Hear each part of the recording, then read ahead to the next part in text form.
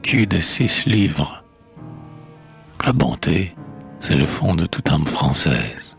À la fin de l'an 1793, quand le pays était ivre de sang et fou, et quand chaque buisson de Vendée et d'Anjou, pour les républicains cachait une embuscade, 12 ou 15 soldats d'une demi-brigade de Mayence, ployant sous le sac, éreintés par une longue marche en des chemins crottés, arrivèrent, le soir, dans un petit village.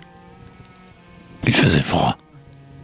Le rouge et sinistre sillage du soleil disparu s'éteignait dans le ciel, et c'était justement la veille de Noël. Noël, nul ne pensait au jour de fête, certes, qu'à l'accueil. Les maisons étaient toutes désertes, car, sachant que les Bleus arrivaient aujourd'hui, les habitants remplis de terreur avaient fui. Et tous ces logis clos, cette église fermée, ces toits d'où ne sortait nul filet de fumée, à ces pauvres soldats, dans leur propre pays, disaient qu'ils faisaient peur et qu'ils étaient haïs. Mon Dieu, préservez-nous de la guerre civile. Au petit peloton, l'arme au pied immobile, le sergent, beau jeune homme au regard sérieux, dit alors: « Mes amis, logez-vous pour le mieux. » Sous quelques coups de crosse, une porte voisine tomba. Bientôt le feu brilla dans la cuisine, et les hommes contents de sécher leur habit firent la soupe avec le lard et les pains bis qu'il avait apportés au bout des baïonnettes. Cependant, avec des allures inquiètes, et suivi par un vieux caporal chevronné, le sergent visitait le bourg abandonné. Quand les vitres d'une humble et croulante chaumière s'éclaira devant lui d'une faible lumière, ils ne se sont donc pas tous sauvés devant nous, comme devant la peste en ce pays de loups, dit-il. L'autre reprit: « Entrons, et qu'on s'explique. Nous leur ferons crier « Vive la République !» À ceux-là qui n'ont pas encore décampé, entrons. » On leur ouvrit dès qu'ils l'eurent frappé, et sur le seuil parut une petite fille, pieds nus dans des sabots et la jupe en guenilles. Elle portait, avec un geste maternel et touchant, qui semblait chez elle habituel, un gros enfant dormant sur sa chétive épaule. « Avoir affaire à ces marmots, ce n'est pas drôle, » dit le sergent, de qui l'humeur se dissipa. « Réponds, petite, où donc sont maman et papa ?» Elle leva les yeux sur lui, triste et naïve, puis elle répondit de cette voix plaintive que donne la misère aux pauvres paysans. « La mère, mais elle est morte depuis 2 ans, quand elle m'a donné Jacques, mon petit frère. »« Eh bien, fit le jeune homme un peu troublé, le père, à tous les deux, je veux la voir s'il est ici. » Mais l'enfant murmura: « Le père est mort aussi. » Ce soldat, en ce temps d'effroyable tuerie, avait pourtant gardé sous ses buffles un bon cœur qui se mit à battre un peu plus fort. Il demanda: « Quand donc et comment est-il mort? Te ferais-je peur? Pourquoi trembler? Pourquoi te taire? » Non, il n'avait pas l'air méchant, ce militaire. Au deuil des orphelins, il semblait compatir. Elle fit son aveu, ne sachant pas mentir, mais tout bas en ses noirs souvenirs absorbés. Tous les gars, pour partir avec M. Delbé, ont pris leur canardière et leur grand chapelet, et notre père est mort au combat des Cholets. Alors, le caporal, sans culotte féroce, frappa brutalement le sol avec la crosse de son fusil et, d'un ton bourru, grommela: « Vas-tu pas t'attendrir sur ces louveteaux-là? Viens, nous perdons du temps à leur jérémiade. » Non, mon vieux, va souper avec les camarades, mais moi, je reste, étant en pays dangereux, auprès de ces enfants. J'en saurai long par eux. La petite, tu vois, répond comme à l'école. Le caporal s'enfuit, sifflant la carmagnole, et le sous-officier entra dans la maison. Ayant dans un berceau mis le petit garçon, la fillette alluma le bois sec et la paille pour faire une flambée, et, contre la muraille, le soldat déposa son fusil doucement. Car elle lui faisait pitié, décidément. La pauvre mère-enfant, les petites suspectes.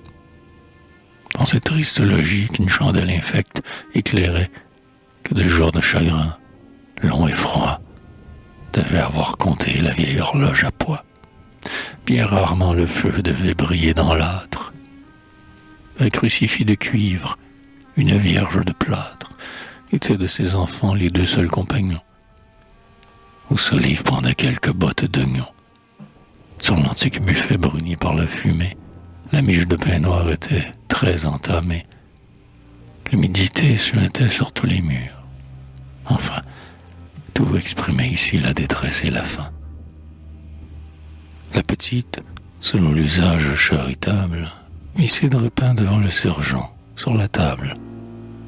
Il la considérait et souffrait de la voir, tout en accomplissant l'hospitalier devoir, marcher en lourds sabots, frissonner sous sa loque. Cet homme de 20 ans était de son époque. La démence d'alors le marquait de son sceau. Plus de Dieu, plus de roi, avait lu Rousseau. La Révolution, c'était sa foi profonde, allait faire bientôt triompher dans le monde le bonheur, la justice et la fraternité. Admirant sur son char l'idole liberté, sourd au râle de mort de tous ceux qui l'écrasent, il courait, le front rouge et les yeux en extase, vers un rêve trompeur, vers un idéal faux, sans voir ses pieds souillés du sang des échafauds. Pourtant, ce soir, un doute en sa pensée intime avait surgi devant l'innocente victime de la guerre civile et des horreurs du temps. Et la maigre orpheline aux membres grelottants, qui réunissait là tant de malheur en elle, évoquait devant lui la misère éternelle. Avec bonté, le jeune homme l'interrogea. En cette haute si doux confiante déjà, elle conta sa vie auprès du petit Jacques. Elle n'aurait 10 ans que l'an prochain, à Pâques. Si jeune et pas robuste, elle avait bien du mal. Mais on mangeait du pain, et c'est le principal. Quel dur hiver pourtant, la chaumière s'écroule. Dans le courtil tout est gelé. Pas une poule n'a pondu d'œufs, et qu'il fait froid dans le lavoir. Pour gagner quelques sous, elle pourrait, le soir, manier ses fuseaux, faire de la dentelle. Pour Alençon, c'est pas trop cher la chandelle. Cependant, elle n'est pas ingrate envers Dieu. Les voisins, bonnes gens, la secourent un peu. Sans eux, on n'aurait pas des fois mangé la soupe. Mais voilà qu'ils ont fui, par crainte de la troupe. S'ils ne reviennent pas, peut-être que demain, il lui faudra, tenant son frère par la main, et marchant dans la boue et dans les feuilles mortes, errer par les chemins et mendier aux portes. Le soldat écouta ce douloureux discours, le cœur serré, l'œil sombre. Il y aura toujours des pauvres, j'en ai peur, gronda-t-il à voix basse. Allons, va te coucher, car tu parais bien lasse. Moi, je vais boire un coup et manger un morceau. Elle prit le petit garçon dans son berceau. À votre aise, dit-elle. Il vaut mieux moi que j'aille au grenier. Nous aurons tous de chaud dans la paille. Bonsoir. Le lit est là, si le cœur vous en dit. Mais avant de partir, sans lâcher le petit, devant cet étranger que l'acte allait surprendre, elle ôta ses sabots et les mit dans la cendre. Petite, que fis-tu? Mais c'est demain Noël. Et cette nuit, Jésus, en descendant du ciel, va m'adresser pour moi son cadeau, j'en suis sûr. Le soldat regarda la rustique chaussure, posée auprès du feu presque éteint, puis haussa les épaules. Vraiment, tu crois à ça? Mais oui, j'y crois et j'y croirai toujours, j'espère. Car tous les ans et l'an passé, lorsque mon père était là, j'eus toujours un jouet, un bonbon. Aussi, je suis si pauvre, Jésus est si bon. Je crois bien cette fois, faut-il que je le dise, que Noël va me faire une belle surprise. Et l'enfant s'en alla, portant son gros garçon. Le soldat avait eu la déesse raison, en plein Paris, porté en triomphe naguère, sous les traits d'une fille effrontée et vulgaire, avec écharpe rouge et bonnet phrygien. Il avait applaudi et ne croyait à rien. Mais devant ses sabots et cette cheminée, quand il fut seul, il eut l'âme tout étonnée de trouver naturel l'acte de foi naïf de l'orpheline. Alors, par un geste instinctif, lui, le bleu, le soldat de Kléber et de Hoche, avec la larme à l'œil, il tira de sa poche un gros écu d'argent de 6 livres, orné d'un lourd profil, celui du roi guillotiné. 6 livres, de l'argent brillant comme la lune.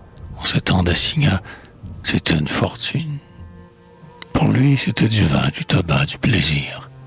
Ce trésor allait-il vraiment s'en dessaisir? Non, il prit son fusil pour partir, mais la lutte dura dans ce cœur d'or à peine 1 minute, et se penchant, ses yeux mouillés étaient bien beaux. Il posa son écu dans l'un des 2 sabots. « Je suis pour la raison et pour l'indivisible, dit-il, et ces enfants sont suspects, c'est possible. Mais on les abandonne. Ils vont manquer de pain. C'est pourtant singulier que moi, le Jacobin, ce soir, pour remplacer l'enfant Jésus, je vienne. Mais tant pis si, demain matin, la Vendéenne s'imagine trouver, en allumant le feu, ce portrait du tyran donné par le bon Dieu.